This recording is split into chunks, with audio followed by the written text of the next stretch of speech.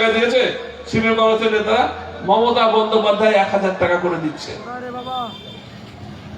মমতা বন্দ্যোপাধ্যায় মানুষকে ভালোবাসেন, মানুষের সঙ্গে থাকেন এবং মানুষকে সঙ্গে নিয়ে চলেন। আমরা সেটাই চাই। এই দমকল যেভাবে উন্নয়ন হয়েছিল, মাঝে কিছুদিন দমকলটা থমকে গেছিল, আবার দমকলে আরো ভালো কাজ হবে, আরো উন্নয়ন হবে, দমকলকে প্রকৃত শহর আমরা গড়ে তুলবো। এটাই আমাদের মূল কাজ, আর সেটাই আমরা করব। আর এই সায়ন নিয়ে ভয় পাবেন না।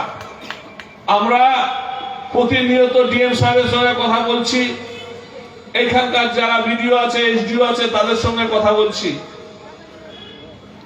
আজকে বিজেপি সরকার তারা অন্যায় করে মানুষকে হয়রানি করছে, আর এই হয়রানির বদলা আমরা ভোটে দিব। আমরা ভোটে দিব। এটা বাংলা, এটা মমতা বন্দ্যোপাধ্যায়, অভিষেক বন্দ্যোপাধ্যায় আছে এখানে। যদি ভাবে যে অন্যায় করে আমরা ভোট বাদ দিয়ে দেবো, এটা কিন্তু হতে দেব না। একটা ভোট যদি অন্যায় করে বাদ দেয়, আমরা আছি। আগেও বলেছি, এখনো বলছি, আমরা আপনাদের সঙ্গে আছি। ভোট যদি অন্যায় করে বাদ দিব বলে, সেটা কিন্তু আমরা হতে দেব না। আমরা আজকেও বিডিওকে বলেছি, এসডিও কে বলেছি, ডিএম কে বলেছি, এদেরকে চাপিয়ে দেওয়া হচ্ছে কাজ। কেন্দ্রের নরেন্দ্র মোদী প্রধানমন্ত্রী ভারতবর্ষের, তারা চাপিয়ে দিচ্ছে। কই বিজেপির কোন নেতাকে হিয়ারিং এ ডেকেছে শুনেছেন? ডাকছে না বিজেপির নেতাদেরকে। দাঁড়িয়েছে চাওয়ালা, দাঁড়িয়েছে সাধারণ মানুষ, রিস্কাওয়ালা, টোটো চালায়, গরিব মানুষ দাঁড়িয়েছে, বড় লোক কিন্তু কেউ দাঁড়ায়নি। তাই এদের কাজই হচ্ছে সারাক্ষণ গরিব মানুষের উপর অত্যাচার করা। ভোট এসছে, এখন হয়রানি শুরু করেছে, লাইনে দাঁড় করে দিচ্ছে, মানুষকে হয়রানি করা। চিন্তা করবেন না, আপনারা যাতে কোন রকম আপনাদের সাথে অন্যায় না হয়, তাই অভিষেক বন্দ্যোপাধ্যায়, মমতা বন্দ্যোপাধ্যায় আমাকে দায়িত্ব দিয়েছে এই দমকলের, যাতে দমকলের মানুষকে ওপর কোন রকম অবিচার না করতে পারে, কোন রকম অন্যায় করতে না পারে।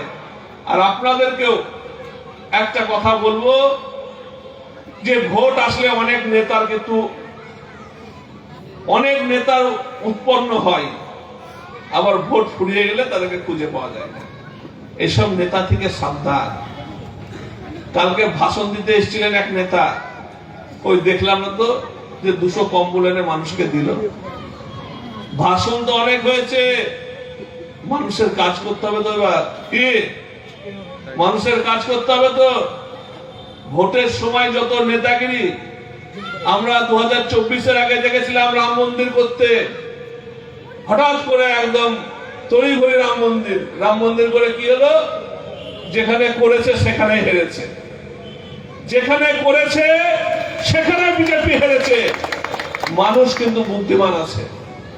আজকে আমি একটা ধরো নুরাবুল একটা চাঁদা নিয়ে একটা ক্লাব তৈরি করছে, সেই চাঁদা নিয়ে ক্লাব করা বাদ দিয়ে যদি সেই টাকা নিয়ে বড় বড় হোটেলে থাকে, তো সেটা কি ঠিক হবে? মানুষ জবাব দিবে কিন্তু। তাই বলবো যে আপনারা সতর্ক থাকুন। এই পশ্চিম বাংলায় মমতা বন্দ্যোপাধ্যায় আছে, এখানে কোনো কবরস্থান ভাঙা হয় না, এখানে কোনো মসজিদ ভাঙা হয় না, এখানে কোনো মন্দির ভাঙা হয় না, এখানে মানুষের উপর অত্যাচার হয় না। আজকে গুজরাটে যান, কেউ আন্দোলন করতে পারে না, কেউ মুখ খুলতে পারে না। তার কারণ মমতা বন্দ্যোপাধ্যায় এখানে আছে, এখানকার মানুষ মাথা উঁচু করে বাস করে। কে কি খাবে, কে কি পড়বে, সেটা মানুষ ঠিক করে, এখানকার সরকার ঠিক করে না। মমতা বন্দ্যোপাধ্যায় মানুষকে ভালোবাসে এবং মানুষকে সেই স্বাধীনতা দিয়েছে যে আপনি কি খাবেন, আপনি কি পড়বেন, আপনি কি করবেন, সেটা আপনার মতন করে আপনারা করুন, মানুষকে ডিস্টার্ব করবেন না। আজকে উত্তরপ্রদেশ, গুজরাটে কি অত্যাচার হচ্ছে, আজকে কয়েকদিন থেকে দেখছি যে পরিযায়ী শ্রমিকদের উপর অত্যাচার হচ্ছে। কেন অত্যাচার হচ্ছে? যেসব নেতারা বড় বড় কথা বলছে তাদেরকে জানুন, এরকম তো হতো না আগে, হঠাৎ করে কেন হচ্ছে? তাহলে যারা করছে তারাই চেষ্টা করছে যে যেন তেন প্রকারে পশ্চিমবঙ্গে একটা দাঙ্গা লাগানো হোক, একটা অশান্তি করা হোক। এই মুর্শিদাবাদ জেলা একটা শান্তপ্রিয় জেলা, এখানে কোন কারোর মধ্যে ভেদাভেদ নাই। এই কার্তিক এখানে বসে আছে, কার্তিক চন্দ্র দাস ছোট্ট থেকে আমার সঙ্গে বড় হয়েছে একসাথে। এখানে কামরু ভাই আছে, কিছুক্ষণ আগে কার্তিক চাকি ছিল, এখানে রাজনীতি করে। সালামত কাকা আছে, দেব মুখার্জি আছে, কোনদিন এখানে কোনো ভেদাভেদ নিলিমেষ আছে। আমি ওকে তৃণমূল কংগ্রেসে নিয়ে এসেছি, আমরা একসঙ্গে থাকি, আমাদের মধ্যে কোনো ভেদাভেদ নেই। কিছু নেতাদের স্বার্থে তারা ভেদাভেদ করাচ্ছে, রাজনীতির স্বার্থে মাথায় রাখতে হবে। আজকে এই তো এক মঞ্চে সবাই বসে আছে, এখানে হাজিকুল বসে আছে, এখানে মিলিমেশ বসে আছে, এখানে তজু ভাই বসে আছে, ওখানে কামরুজ্জামান ভাই এক্ষুনি নামাজ পড়ে এলো, পাশে কার্তিক চন্দ্র দাস আছে, ওখানে ফারুক ভাই আছে। কোনো ভেদাভেদ আছে? দেখুন তো এখানে আছে। শুধু বিজেপির মধ্যে এরা একটা ভেদাভেদ লাগাতে চায়। বিজেপির নেতারা যাদের মধ্যে এতটা এমপি আছে, একটা এমপি মুসলিম নাই। কেন নাই? কই আমাদের মধ্যে তো কোনো ভেদাভেদ নেই। শুধু মানুষের মধ্যে একটা ভেদাভেদ লাগিয়ে দিয়ে, অশান্তি লাগিয়ে দিয়ে, কোন রকম কোনো আমাদের মধ্যে কোনো অশান্তি নাই। একটা উস্কানিমূলক কথা নিয়ে নিল, এলাকায় একটা দাঙ্গা লাগিয়ে দিল, অশান্তি লাগিয়ে দিল, মানুষের মধ্যে একটা ভেদাভেদ তৈরি করার চেষ্টা। কেন হবে এটা? কোনোদিন আমরা দেখেছি? একসঙ্গে বড় হয়েছি, একসঙ্গে মিলেমিশে আছি, কোনোদিন তো আমরা এইভাবে করিনি। কেন হবে এটা পশ্চিমবাংলায়? এই কিছু নেতারা তারা নিজেদের স্বার্থে সেগুলো করছে। তাই সকলে ভালো থাকবে, আমরা আছি, সব সময় আপনাদের পাশে আছি। কোন সময় কারো প্ররোচনা করে কাউকে একসাথে। আমাদের কোরআন সম্পর্কে এত বাজে বাজে কথা বললো, কেন বলবে? কই সিপিএম কংগ্রেসের নেতারা একটা কথা বললেন না? কামরুল ভাই, আমরা হাজিকুল, তজু ভাই সবাই মিলে আমরা কার্তিক চন্দ্র দাস সবাই থানায় গিয়ে কেস করলাম।